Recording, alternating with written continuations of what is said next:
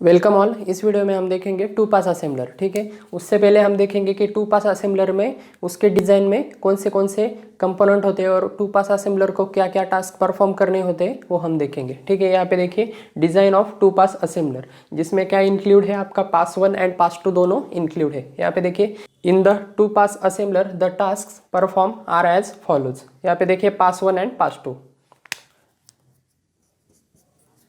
यहाँ पे देखिए पास वन का क्या टास्क है, separate the symbol table op code and operand fields. आपको पता है सिंबल टेबल ऑप कोड और ऑपरेंड फील्ड सभी को सेपरेट करने का काम, मतलब सेपरेट रिकॉर्ड मेंटेन करने का काम कौन करता है, आपका पास 1 करता है। ठीक है, हमने पास 2 ट्रांसलेशन में ये देखा था डिटेल में। ठीक है, यहाँ पे मैं जनरल दिखा रहा हूँ और इसके बाद हम पास 2 असेंबलर देखेंगे जिसमें डायग्रामेटिकली मैं आपको एक्सप्लेन करूँगा। फिलहाल मैं यहाँ पे आपको सिर्फ टास्क कैसे परफॉर्म होते हैं पास 2 असेंबलर में वो बता रहा हूँ। ठीक है, नेक्स्ट देखिए build the symbol table. Symbol table बनाने का काम भी कौन करता है, आपका पास 1।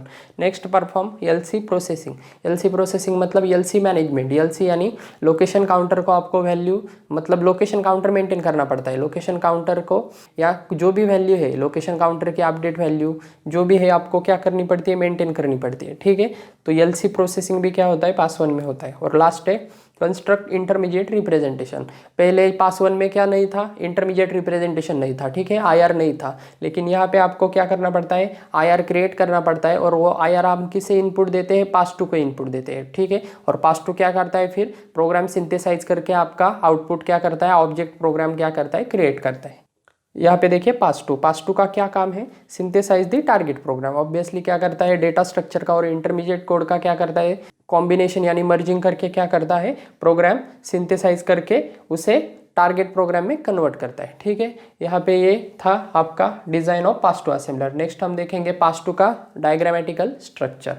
ठीक है, ओके, अब हम देखेंगे data structure of two pass assembler. ठीक है, इससे पहले हमने देखा design of two pass assembler, मतलब डिजाइन में क्या देखा हमने, टू पास असेंबलर के टास्क कौन से हैं, क्या क्या परफॉर्म करता है, पास 1 में कौन से ऑपरेशन होते हैं, पास 2 में कौन से ऑपरेशन होते हैं। ठीक है, हमने एक्चुअल प्रोसेस देखी कि पास 1 से लेके पास 2 तक आपका टू पास असेंबलर कैसे काम करता है। लेकिन अब एक्चुअल में उसमें कौन से डेटा स्ट्रक्चर होते हैं, कौन से टेबल होते हैं वो हम देखेंगे। ठीक है, पॉइंट का नाम है data structure of two pass assembler. Two pass assembler में आप कॉम्बिनेशनली दोनों टॉपिक लिख सकते हैं। ठीक है, यहाँ पे देखिए first identify necessary information to perform a task. पहला हमारा काम क्या होता है असेंबलर का, identify necessary information to perform a task. अब यहाँ पे देखिए अब कौन सी इन्फॉर्मेशन आइडेंटिफाई करनी होती है। In this the problem is define and necessary information is found before the translation और ड्यूरिंग द ट्रांसलेशन। अब जो भी नेसेसरी इन्फॉर्मेशन है वो क्या की जाती है, फाइंड आउट की जाती है ड्यूरिंग ट्रांसलेशन और बिफोर ट्रांसलेशन। बिफोर ट्रांसलेशन मतलब क्या होते हैं, प्री डिफाइंड टेबल आपके क्या होते हैं,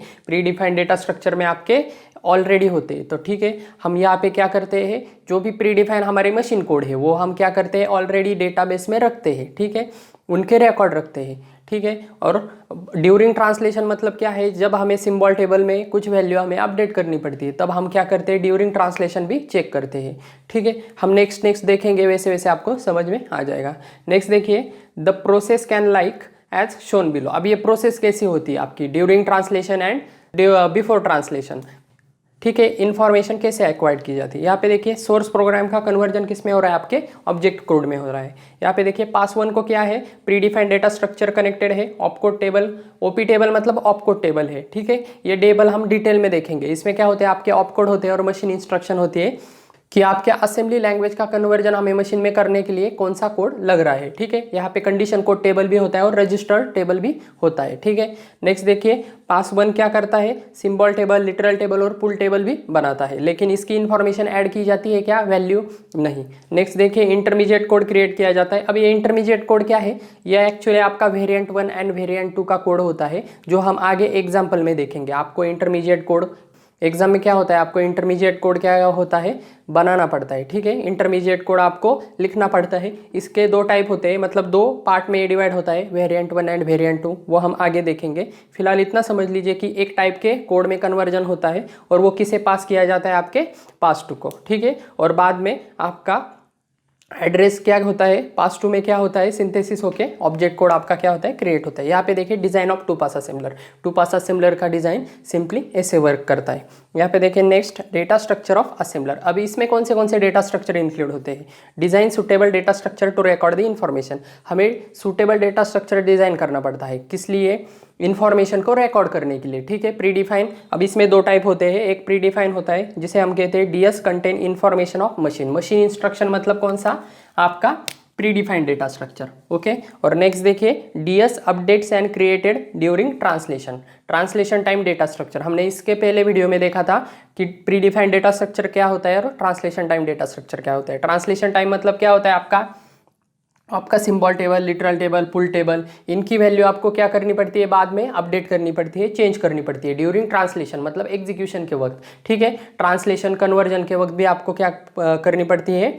वैल्यू चेंज करनी पड़ती है, मतलब वैल्यू अपडेट करनी पड़ती है, ठीक है। इस वजह से इसे क्या कहते हैं हम? Translation time data structure. और दूसरा होता है आपका प्री डिफाइन, जिसमें क्या होता है? ऑपकोड टेबल आता है, कंडीशन कोड आता है और रजिस्टर टेबल आता है, ठीक है। ये टेबल क्या है हम आगे देखेंगे, ओके। डायग्राम आपको समझ में आ गई होगी। सोर्स प्रोग्राम का कन्वर्जन हमें किस में करना पड़ता है? ऑब्जेक्ट कोड में करना पड़ता है। यहाँ पे देखिए इसमें पास 1 को आप प्री डिफाइंड डेटा स्ट्रक्चर देते हैं, opcode table, condition code table और रजिस्टर टेबल देते हैं, ठीक है। और उसके बाद देखिए data structure of assembler, data structure bye assembler, ये भी क्या होता है? यहाँ पे कनेक्ट होता है। उसमें क्या होता है? सिंबल टेबल, लिटरल टेबल और पुल टेबल, ठीक है। हमने पिछले एग्जाम्पल में देखा था कि ये टेबल कैसे बनते हैं और इनके एड्रेस क्या हो सकते हैं? अपडेट होते हैं। इस वजह से ये किस में आता है? ट्रांसलेशन टाइम डेटा स्ट्रक्चर में आता है। और सिंपली पास 2 को देने के बाद उसका कन्वर्जन किस में होता है? ऑब्जेक्ट कोड में होता है, ठीक है, ओके। नेक्स्ट हम देखेंगे डिटेल में ये टेबल, ठीक है, ओके। नेक्स्ट देखेंगे हम हमारा first point, data structure contains information of machine, यानी आपका प्री डिफाइंड डेटा स्ट्रक्चर। यहाँ पे देखिए this data structure not updated during translation, it's called as predefined data structure. ये डेटा स्ट्रक्चर आपके ट्रांसलेशन के वक्त क्या नहीं होता? चेंज नहीं होता, ठीक है। इसकी वैल्यू क्या रहती है? एज इट इज रहती है, जिसे हम क्या कहते हैं? Pre defined data structure, because it is defined by assembler and it contains necessary information of machine. यहाँ पे देखिए माइक्रो प्रोसेसर, माइक्रो प्रोसेसर की नेसेसरी इन्फॉर्मेशन मतलब कौन से माइक्रो प्रोसेसर को कौन सा मशीन कोड लग रहा है, जिसकी इन्फॉर्मेशन किस में होती है? आपके असेंबलर को होती है, ठीक है। कौन से प्री डिफाइंड डेटा स्ट्रक्चर है हम देखेंगे। हमने इंस्ट्रक्शन पहले देखे लेकिन सब क्या देखे हैं? अलग अलग देखे, ठीक है। हम यहाँ पे सभी एक साथ देखेंगे। यहाँ पे देखिए operation code table, operation code table जिसे क्या नाम है? Op table. यहाँ पे देखिए it is use for storing mnemonics, operation code and class of instruction. तीन इसके क्या होते हैं? पैरामीटर होते हैं, operation code, mnemonics and class. यहाँ पे देखिए it's also called as op code और ओपी टेबल और यमोटी, यमोटी यानी मशीन ऑप कोड टेबल, ठीक है। यहाँ पे इसके 3 नाम है, opcode, opcode table and MOT, ठीक है। यहाँ पे देखिए टेबल। अब ये टेबल बहुत इंपॉर्टेंट है, क्योंकि आगे हम इंटरमीडिएट कोड क्या करने वाले हैं? जनरेट करने वाले हैं, जिसमें हम वेरिएंट 1 एंड वेरिएंट 2 ये एग्जांपल देखेंगे, जिसमें ये टेबल क्या होता है? बहुत ही इंपॉर्टेंट रोल प्ले करता है, ठीक है। आपका कन्वर्जन के वक्त ये टेबल आपको मालूम होना चाहिए, ठीक है। स्टार्ट करते हैं।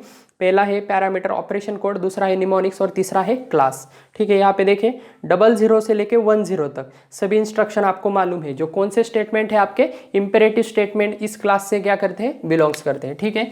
तो पहला इसके ऑपकोड टेबल में से पहला है आपका इंपेरेटिव स्टेटमेंट का टेबल, ठीक है। इंपेरेटिव स्टेटमेंट कहाँ से कहाँ होते हैं? 00 से लेके 10 तक, ये सब आपको मालूम है। 00 का स्टॉप, 01 का एडिशन, 02 का सब्ट्रैक्शन, 03 का मल्टीप्लिकेशन, 04 का मूव टू रजिस्टर, 05 का मूव टू मेमोरी, 06 का कंपैरिजन, 07 का branch on condition, 08 division, 09 read, 10 print, ठीक है। यहाँ तक आपके सभी क्या होते हैं? ये इंपेरेटिव स्टेटमेंट से बिलोंग करता है, ठीक है। नेक्स्ट देखिए इस ऑपकोड टेबल में नेक्स्ट फील्ड है आपका डिक्लेरेशन स्टेटमेंट। डिक्लेरेशन स्टेटमेंट इस क्लास में 2 वैल्यू क्या होते हैं? बिलोंग करते हैं, ठीक है। डिक्लेरेशन स्टेटमेंट, ठीक है। डिक्लेरेशन इस क्लास से क्या होते हैं?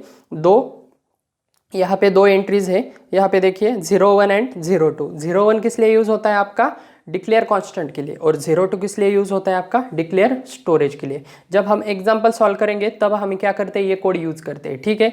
यहाँ पर भी 01 है और यहाँ पर भी 01 है, लेकिन इसका क्लास क्या है? इंपेरेटिव स्टेटमेंट है और इसका क्लास क्या है? डिक्लेरेशन स्टेटमेंट है। समझ में आ रहा है? अब यहाँ पे देखिए, यहाँ पे एक ट्रिक है जिसकी वजह से आप क्या कर सकते हैं? इसे याद रखने में थोड़ी आसानी होगी। 01 किसका है? डिक्लेयर कांस्टेंट का है, और 02 किसका है? डिक्लेयर स्टोरेज का है। अल्फाबेट में अगर हम काउंट करें तो सी यस से क्या होता है? पहले आता है, ठीक है। सी क्या होता है? पहले आता है यस से। इस वजह से हम सी को यानी डिक्लेयर कांस्टेंट को क्या करेंगे? 01 कोड देते हैं और डिक्लेयर स्टोरेज को क्या कोड है यहाँ पे 02 है। ठीक है, ये ट्रिक है, आप याद रखने में आपको आसानी होगी। 01 डिक्लेयर कांस्टेंट को और 02 डिक्लेयर स्टोरेज को। नेक्स्ट देखिए, आपका नेक्स्ट टेबल है आपका एडी यानी आपके असेंबलर डायरेक्टिव्स। यहाँ पे आपको मालूम है एडी यानी आपका क्या होता है, असेंबलर डायरेक्टिव। इसमें कौन से डायरेक्टिव्स आते हैं, इसमें 5 एंट्रीज है। ठीक है, आपको पता है 01 एंड 02 किस लिए यूज होता है, स्टार्ट एंड एंड। ठीक है, 01 किस लिए यूज होता है, स्टार्ट के लिए, मतलब फर्स्ट असेंबलर डायरेक्टिव, और 02 सेकंड असेंबलर डायरेक्टिव किस लिए यूज होता है, एंड के लिए। ठीक है, थर्ड हमने देखा था, ये तीनों किस में देखे थे हमने, एडवांस असेंबलर डायरेक्टिव में देखे थे। 03 कौन सा है, ओरिजिन। ठीक है, 04 कौन सा है, EQU, और 05 कौन सा है, LT ORG। ठीक है, ओरिजिन, EQU, LT ORG, ये सभी ये 5 एंट्रीज किस में आते हैं, आपके असेंबलर डायरेक्टिव इस टेबल में। ठीक है, ये टेबल बहुत इंपॉर्टेंट है, आप अच्छे से लिख लीजिए और इसे मेमोराइज कर लीजिए। इस टेबल का नाम है, टेबल 1 का नाम है इसका ऑपकोड टेबल। ठीक है, नेक्स्ट बढ़ते हैं हम, सेकंड है हमारा रजिस्टर टेबल। रजिस्टर टेबल में क्या होता है, it is use to store name of register and its code. यहाँ पे देखिए ये क्या स्टोर करने के लिए यूज होता है, रजिस्टर का नेम एंड इसका कोड स्टोर करने के लिए क्या होता है, यूज होता है। It is mention as register table, REG table. ठीक है, यहाँ पे देखिए मैंने रजिस्टर टेबल दिया है, टेबल नंबर 2 रजिस्टर टेबल। क्या होता है आपको मालूम है, रजिस्टर का नेम होता है, 4 आपको रजिस्टर है, जनरल रजिस्टर आपको 4 यूज करने के लिए अवेलेबल है, आपका डेटा ट्रांसफर करने के लिए। ठीक है, ए रजिस्टर का कोड 1 है, बी रजिस्टर का 2 है, सी का 3 है और डी का 4 है, ये आपको पता है। ठीक है, नेक्स्ट देखिए condition code table. Condition code table में क्या होता है, it is use to store condition code and its code assign. ठीक है, यहाँ पे कंडीशन कोड होता है और उसका कोड होता है। ठीक है, it's mention as CC table. CC table यानी कंडीशन कोड टेबल। अब यहाँ पे आपको पता है लेस देन का कंडीशन कोड क्या होता है, 1 होता है, लेस देन और इक्वल्स टू का 2 होता है, इक्वल्स टू का 3 होता है, ग्रेटर देन का 4 होता है, ग्रेटर देन इक्वल्स टू का 5 होता है, और इन्हीं का क्या होता है, 6 होता है। ठीक है, टेबल 3 का नाम क्या है, कंडीशन कोड टेबल, आप ये लिख लीजिए।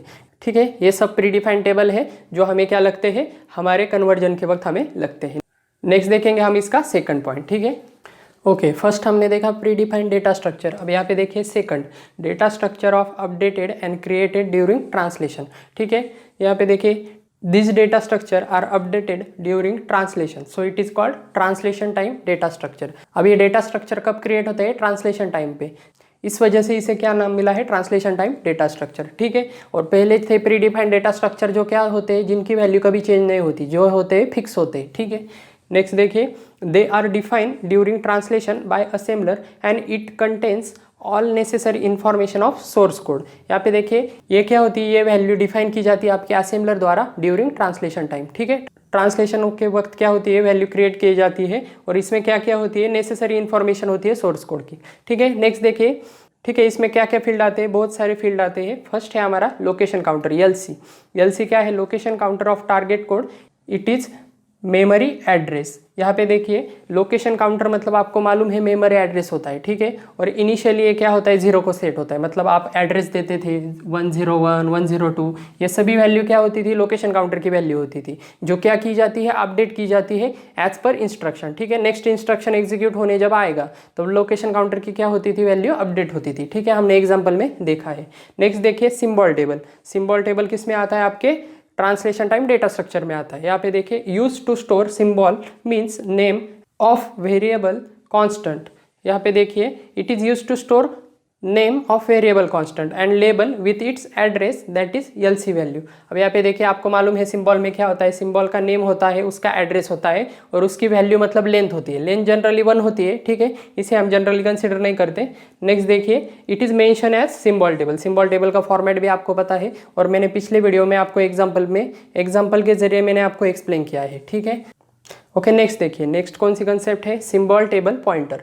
It is pointer of symbol table use to keep track of entries of symbol table. अब सिंबल टेबल में कितनी नंबर ऑफ एंट्रीज है, इसका ट्रैक रखने का काम कौन करता है, सिंबल टेबल पॉइंटर, जिसका नाम क्या है, जिसे हम it is mention as symbol table pointer PTR और SP और STP, सिंबल टेबल पॉइंटर। ठीक है, डायरेक्टली हम क्या करते हैं, इसे 3 नामों से आप बुला सकते हैं, मतलब ये 3 नाम से क्या होता है, डिफाइन हो सकता है। ठीक है, तीनों में से कोई भी नाम हम यूज करते हैं और सिंबल टेबल पॉइंटर क्या करता है, नंबर ऑफ एंट्रीज का ट्रैक करता है, किसका, सिंबल का। ठीक है, ये जनरली हम यूज नहीं करते, हम सिंपली कौन से यूज करते हैं, एग्जाम्पल में सॉल्व करने के लिए सिंबल टेबल लिखते हैं, लिटरल टेबल लिखते हैं और पुल टेबल लिखते हैं। ठीक है, लेकिन जानकारी के लिए आपको मालूम होना चाहिए कि सिंबल टेबल पॉइंटर भी होता है। ठीक है, नेक्स्ट देखिए लिटरल टेबल, लिटरल टेबल क्या है? It is use to store literals with its address. आपको पता है लिटरल होता है और लिटरल का क्या होता है? एड्रेस होता है। नेक्स्ट देखिए, that is LC value. Address मतलब क्या है? एड्रेस कोई भी हो उसका मतलब क्या है? LC वैल्यू मतलब location counter value. It is mention as LIT table. अब इसका नाम क्या है? LIT टेबल यानी लिटरल टेबल। ठीक है, नेक्स्ट देखिए, नेक्स्ट है आपका literal table pointer. Literal table pointer, it is pointer of literal table use to keep track of entries of literal table. अब यहाँ पे देखिए कितने नंबर ऑफ एंट्रीज आए हैं, इसका ट्रैक रखने का काम कौन करता है? आपका लिटरल टेबल पॉइंटर। ठीक है, यहाँ पर अब इसका भी क्या है? सिर्फ कंसेप्ट है, हम इसका टेबल ड्रॉ नहीं करते एक्चुअल में। ठीक है, लेकिन आपको मालूम होना चाहिए। और it is mention as LIT table PTR और LP और LTP। ठीक है, लिटरल टेबल पॉइंटर और लिटरल पॉइंटर और लिटरल टेबल पॉइंटर। ठीक है, किसी भी नाम से आप इसे क्या कर सकते हैं? मेंशन कर सकते हैं। नेक्स्ट देखिए, पुल टेबल। पुल टेबल क्या है? It is use to store starting address of literals in each pool. ठीक है, स्टार्टिंग एड्रेस आप क्या करते हैं? हर एक पुल में क्या करते हैं? लिखते हैं। किससे लिखते हैं? आप हैश वैल्यू में लिखते हैं। ठीक है, हैश करके #1 #3 हमने पिछले वीडियो में एग्जाम्पल में लिखा था। ठीक है, it is mention as pool table. ठीक है, इसका नाम क्या है? इस कैसे मेंशन किया जाता है? पुल टेबल इस नाम से। यहाँ पे देखिए टेबल 6 का नाम क्या है? पुल टेबल। नेक्स्ट देखिए, pool table pointer. It is pointer of pool table use to keep track of entries of pool table. यहाँ पे देखिए पुल टेबल पॉइंटर, जितने भी पॉइंटर है वो किस लिए यूज होते हैं? To keep track of number of entries in that table. ठीक है, पुल टेबल का पॉइंटर होगा तो पुल टेबल में जितने नंबर ऑफ एंट्रीज होंगे उनका क्या करेगा? ट्रैक करेगा। लिटरल टेबल पॉइंटर होगा तो लिटरल का टेबल की क्या करेगा? एंट्रीज ट्रैक करेगा। और सिंबल टेबल का पॉइंटर होगा तो सिंबल में कितने नंबर ऑफ एंट्रीज है इसका क्या करेगा? ट्रैक रखेगा। ठीक है, सिंपल कंसेप्ट है पॉइंटर की। और it is mention as pool pointer PTR और PP और PTP। ठीक है, तीनों नाम से क्या कर सकते हैं? हम इसे मेंशन कर सकते हैं। ठीक है, जितने भी पॉइंटर के हमें कंसेप्ट देखे वो सिंपली क्या है? हमें थियोरेटिकली है, हम इसका टेबल में क्या नहीं करते? हम इसे इंप्लीमेंट नहीं करते। ठीक है, मेजरली आप क्या करते हैं? इन 3 टेबल का ही यूज करते हैं, हम एग्जांपल में आगे देखेंगे। ठीक है, ये टेबल का मैंने क्या लिया है? यहाँ पे सिंटैक्स आपने देखा है। ठीक है, या कैसे डिफाइन होते हैं ये हमने देखा है। ठीक है, इसका एक्चुअल यूज अगर आपको इसका एग्जाम्पल अगर चाहिए तो इसके पहले का वीडियो फिर से एक बार देखिए, आपको मैंने पूरा एग्जाम्पल दिया है और तीनों टेबल कैसे क्रिएट जाते हैं वो भी हमने उसमें बताया है। ठीक है, ओके, नेक्स्ट हम देखेंगे इंटरमीडिएट कोड क्या होता है और उसमें कौन से वेरिएंट होते हैं। अब यहाँ पे देखिए intermediate code need forms of variant 1 and variant 2, इसमें हम देखेंगे। इंटरमीडिएट कोड क्या है? Language processor performs certain processing function in more than 1 processing. यहाँ पे देखिए लैंग्वेज प्रोसेसर आपको मालूम है एक छोटा सॉफ्टवेयर होता है। ठीक है, उसका काम क्या होता है कि आप जो भी इंस्ट्रक्शन दे रहे हैं उसे एग्जीक्यूट करने का काम करता है। ठीक है, हमने स्टार्टिंग में डायग्राम भी देखी थी। ठीक है, यहाँ पे क्या करता है?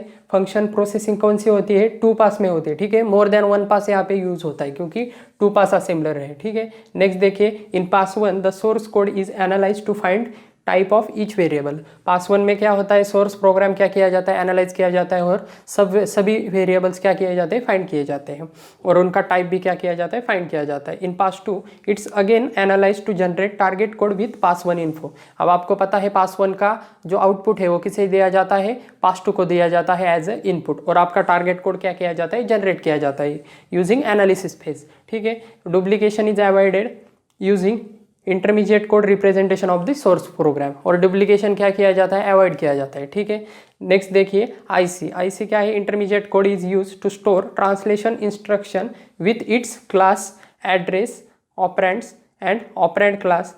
There are 2 forms of variant 1 and variant 2। यहाँ पे देखिए it is use to store translation in instruction with its class address operand and operand class. यहाँ पे देखिए इंटरमीडिएट कोड क्या किया जाता है? ट्रांसलेशन इंस्ट्रक्शन को स्टोर करने के लिए यूज किया जाता है, जिसमें क्या होते हैं?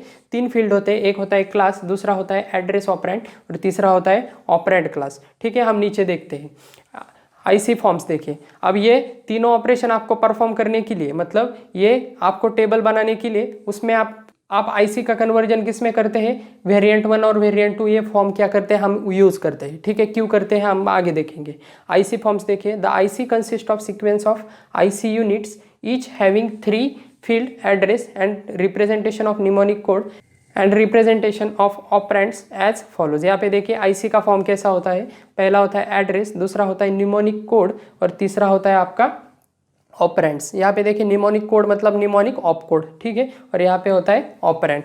नेक्स्ट देखिए, in IC variant forms are special operands and address field used in practice to perform exchanging of processing efficiency and memory economic. अब यहाँ पे देखिए ये आईसी वेरिएंट्स क्यों यूज़ किए जाते हैं, मतलब यहाँ पे हमने क्या यूज़ किया है, वेरिएंट 1 एंड वेरिएंट 2, ठीक है। ये क्या है, हम इसका टेबल देखेंगे। फिलहाल इतना समझ लीजिए कि आईसी के क्या किए जाते हैं, वेरिएंट्स यूज़ किए जाते हैं। क्यों यूज़ किए जाते हैं, जिसका एडवांटेज है, स्पेशल ऑपरेंड होते हैं उनमें, ठीक है, special operand and address field होते हैं, यूज़ किए जाते हैं, और जिसकी प्रैक्टिस से हमें क्या होता है, मतलब जिसके यूज से क्या किया जाता है, exchanging of processing efficiency and memory economic, मतलब प्रोसेसिंग फास्ट होती है और मेमोरी भी इकोनॉमिक रहती है, मतलब मेमोरी भी क्या रहती है आपकी, कम यूज होती है, ठीक है। इसके बहुत सारे एडवांटेज है इन शॉर्ट, ठीक है। फॉर्म में कन्वर्ट करने के लिए ये वेरिएंट 1 और वेरिएंट 2 हम फॉर्म यूज़ करते हैं आईसी के लिए, इंटरमीडिएट कोड रिप्रेजेंट करने के लिए, जिसके क्या है एडवांटेज है, जिस वजह से हम क्या करते हैं, ये यूज़ करते हैं। आपके एग्जाम में आपको वेरिएंट 1 या वेरिएंट 2 इन दोनों में से कोई भी एग्जाम्पल आ सकता है, ठीक है। हम आगे एग्जाम्पल देखेंगे। नेक्स्ट देखिए, mnemonic opcode information has some representation in all variants. यहाँ पे देखिए निमोनिक कोड के क्या है, रिप्रेजेंटेशन सेम होता है, कोई भी वेरिएंट आप चूज कीजिए। फॉर एग्जांपल यहाँ पे देखिए mnemonic opcode field is a pair form. यहाँ पे देखिए निमोनिक ऑपकोड क्या होता है, पेयर में होता है। फॉर एग्जांपल यहाँ पे उसका सिंटैक्स दिया है, स्टेटमेंट क्लास कॉमा कोड। यहाँ पे देखिए where statement class can be imperative statement, declaration statement और असेंबलर डायरेक्टिव। फॉर एग्जांपल मैंने अगर यहाँ पे दे दिया ऐड, अगर मैंने दे दिया ऑपरेशन ऐड, तो आपका पेयर में कैसा होगा, इसका ऐड का क्या होगा, ऐड क्या है आपका इम्पेरेटिव स्टेटमेंट, तो कैसा आएगा इम्पेरेटिव स्टेटमेंट, कॉमा करके क्या आएगा, उसका कोड आएगा। कोड क्या है ऐड का, ऑब्वियसली 0 1 है, समझ में आ रहा है। नेक्स्ट देखिए, सपोज हमने दे दिया ओरिजिन, ठीक है, हमारे कोड में आ गया ओरिजिन, तो उसका कन्वर्जन करते वक्त हम कैसा कन्वर्जन करेंगे, ओरिजिन का क्लास क्या है आपको पता है, असेंबलर डायरेक्टिव एडी, ठीक है, कॉमा करके क्या होगा, ओरिजिन का कोड क्या है 0 1, ठीक है। हमने इससे पहले पूरा चार्ट देखा था, opcode table, condition code table and register table, वो तीनों बहुत इंपॉर्टेंट है। क्यों, क्योंकि आपको कन्वर्जन करना पड़ता है, आपका मतलब इंटरमीडिएट कोड बनाना पड़ता है, जिसके लिए आपको प्रोग्राम में ये यूज होता है, ठीक है। IS, 01, AD, 01, ऐसा क्या किया करना पड़ता है, आपको यूज़ करना पड़ता है, ठीक है। आगे एग्जाम्पल में हम इसे डिटेल में देखेंगे कि कैसे यूज़ करते हैं। फिलहाल इतना याद रखिए कि हमें क्या करना पड़ता है, इंटरमीडिएट कोड बनाने के लिए आपको क्या करता है, निमोनिक कोड लगता है, और निमोनिक कोड आपका वेरिएंट 1 मतलब सभी वेरिएंट में, ऑल वेरिएंट में, मतलब वेरिएंट 1 में और वेरिएंट 2 में ये वैल्यू क्या होती है, सेम होती है, कभी चेंज नहीं होती है, ठीक है। कौन सी वैल्यू चेंज होती है वो भी मैं आपको बताऊंगा एग्जाम्पल में, ठीक है, डायरेक्टली एग्जाम्पल में आपको प्रैक्टिकली बताऊंगा। फिलहाल इतना याद रखिए कि निमोनिक ऑपकोड की फील्ड की वैल्यू क्या होती है, चेंज नहीं होती, जिसका सिंटैक्स क्या होता है, statement class comma code, statement class for example imperative statement comma 0 1। आप किसका कर रहे हैं, ऐड का कन्वर्जन कर रहे हैं, किस में कर रहे हैं आप, रिप्रेजेंटेशन आईसी में कर रहे हैं, ठीक है। वेरिएंट 1 का हो या 2 का हो, दोनों के लिए क्या होगा, ये कोड सेम होगा, ठीक है। ये कोड क्या होगा, वेरिएंट 1 और 2 दोनों के लिए सेम होगा, ठीक है। यहाँ पे देखिए फिर से आपका इंटरमीडिएट कोड, मतलब आपका पूरा का पूरा इंटरमीडिएट कोड क्या होता है, 3 पार्ट में डिवाइड होता है, एक एड्रेस होता है, एक निमोनिक कोड होता है, और एक क्या होता है, ऑपरेंड होता है, जिसमें से निमोनिक कोड क्या होता है आपका, इस प्रकार क्या होता है, यूज होता है, मतलब ऐसे ऐड का आ गया तो इंपेरेटिव स्टेटमेंट कॉमा 0 1 ऐसा यूज होता है। सपोज आपका ऑपरेंड आ गया ए रजिस्टर, तो ए रजिस्टर के लिए क्या यूज करते हैं, हम 1 यूज करते हैं, ठीक है। वेरिएंट 1 में हम 1 यूज करते हैं, ठीक है, वेरिएंट 1 में हम अलग यूज करते हैं, और वेरिएंट 2 में क्या करते हैं, अलग यूज करते हैं। वो कैसे करते हैं हम अगले वीडियो में देखेंगे, एग्जाम्पल के थ्रू देखेंगे, ठीक है। निमोनिक कोड का मैंने यहाँ पे दे दिया आपको कैसा एग्जाम्पल होता है, और बाद में आपको इंटरमीडिएट कोड का कन्वर्जन, मतलब इंटरमीडिएट कोड में आपको कौन सा फॉर्म में लिखना पड़ता है, वेरिएंट 1 और वेरिएंट 2 में क्या करना पड़ता है, कन्वर्जन करना पड़ता है, ठीक है। कुछ समझ में नहीं आया तो कोई बात नहीं, आगे हम एग्जाम्पल देखेंगे, इन दोनों का फॉर्म देखेंगे, और फॉर्म के बाद हम इसका प्रॉपर एग्जाम्पल देखेंगे कि कन्वर्जन कैसे होता है, और कौन से टेबल हमें ज़रूरी है, कौन से कैसे कैसे कन्वर्जन होता है। ओके, यहाँ पे एक करेक्शन है कि ओरिजिन का कोड क्या है आपका, असेंबलर डायरेक्टिव में आपका कोड है यहाँ पे 03, और 01 किसका कोड है आपको पता है, स्टार्ट का कोड क्या है आपका, असेंबलर डायरेक्टिव में 01, ठीक है। ठीक है, हमें आगे एग्जाम्पल में देखेंगे जिसमें आपको प्रॉपरली समझ में आ जाएगा। वेरिएंट 1 के थ्रू आप इंटरमीडिएट कोड कैसे लिख सकते हैं और वेरिएंट 2 के थ्रू आप इंटरमीडिएट कोड कैसे लिख सकते हैं। ठीक है, इस वीडियो में फिलहाल इतना ही। Thank you.